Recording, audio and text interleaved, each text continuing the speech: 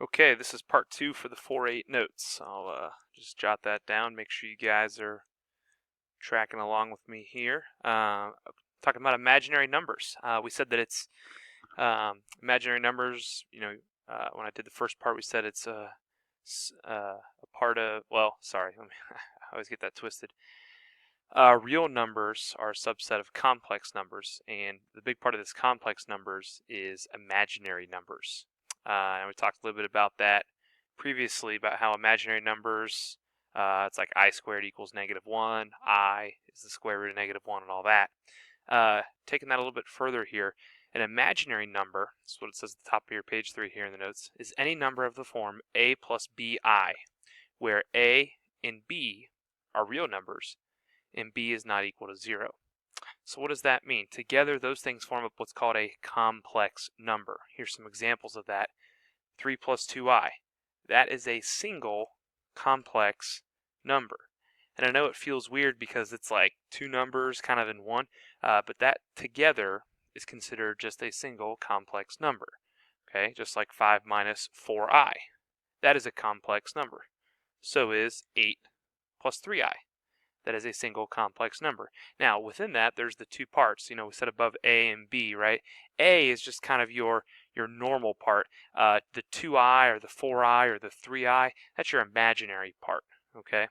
And that's what this box kind of describes here for us here. The real part is the first thing, and the imaginary part is the second thing. Now, here's what I want you to think about, and this is going to blow your mind. Every number that you think of, like a normal number like, say, 17 or -36, those can be thought of as imaginary numbers as well, just that you're not adding anything to the imaginary part. So 17 really can be thought of as 17 plus 0i. -36 can be -36 plus 0i. Okay, so that kind of shows you where these real numbers and imaginary numbers, how they kind of work together here. And this little graphic to the right of that just helps give you a visual for what we're talking about here, right? Real numbers, imaginary numbers, and how that all works together. A number that we would say is pure, and a pure imaginary number is where there is no real part, there's only an imaginary part. Okay. Again, not super important that you remember that specific name, just understanding how this stuff kind of all comes together. To add or subtract complex numbers, we're going to add the real part together and the imaginary part together. So you're going to do those separately, but you're going to combine them. So look at the example here. We have 6 minus 3i plus -4 plus 7i. Now remember, this is a single complex number. It's not an expression, okay? I know, again, the tendency is to look at I and think of it as a variable, but it's not. It's simply a number. And then -4 plus 7i is also a single complex number.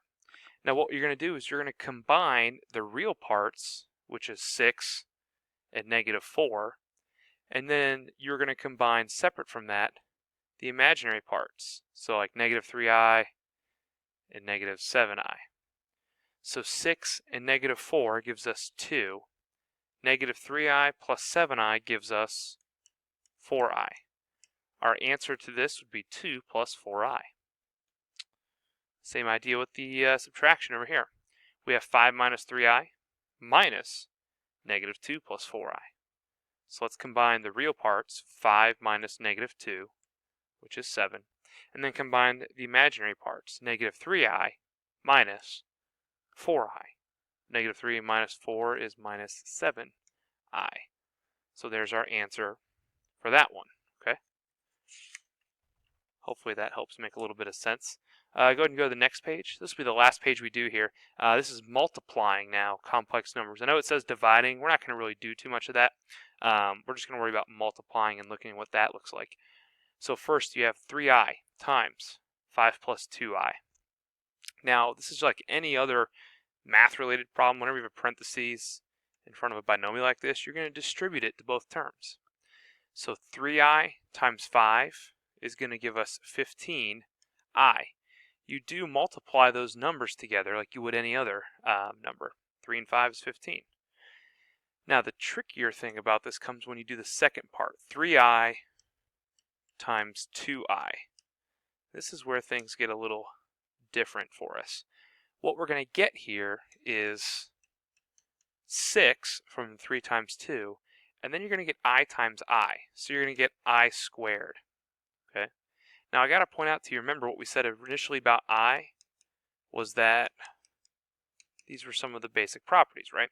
So I squared equals -1. So in a situation like this, back to our example here, where we have an I squared, we're going to turn that into -1. So this becomes 15I minus 6, right? Plus -6, so minus 6. Now the way we want to structure this, we want to model everything like this, a plus bi. So in this particular problem, our real part would be the -6, right? That's your real part. And you're going to add to that the imaginary part, which would be your 15i. So -6 plus 15i. That's your answer there. Okay. Let's check out that next one. 4 plus 3i times 5 minus 2i.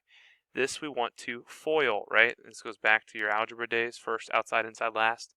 4 times 5 is 20. And then you do the outsides. 4 times -2i, -8i. Then you do the insides. 3i times 5. That would be 15i. And then the last one's 3i times -2i. That'll be minus 6i squared. So that's what our expression looks like right now. And there's some things that we can combine. Notice right off the bat that we have some imaginary pieces that we can throw together. -8i plus 15i is plus 7i. And then on the tail end of that, we have minus 6i squared. Now remember, I squared is -1. So this really becomes 20 plus 7i, and then -6 times -1 is plus 6. So really we're looking at 26 plus 7i. And that follows our a plus bi form. Okay. Next one, 7i times 4i. This one's a simple multiplication here. 7 times 4 is 28. I times I is I squared.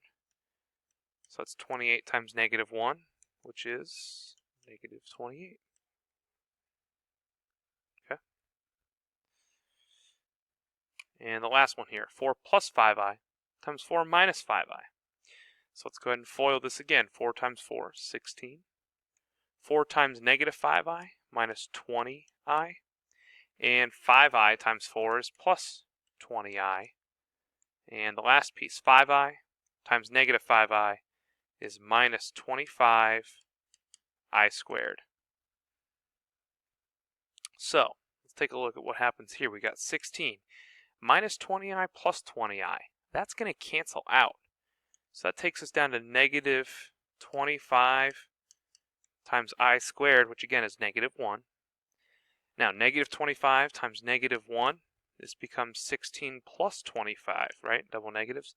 16 plus 25 is 41. How in the world did we end up with a number as simple as 41? Well, take a look back at what we started with. We had 4 plus 5i and 4 minus 5i. Those look pretty similar, right? The only difference there is the plus sign and the minus sign. That is an example of what's called a complex conjugate.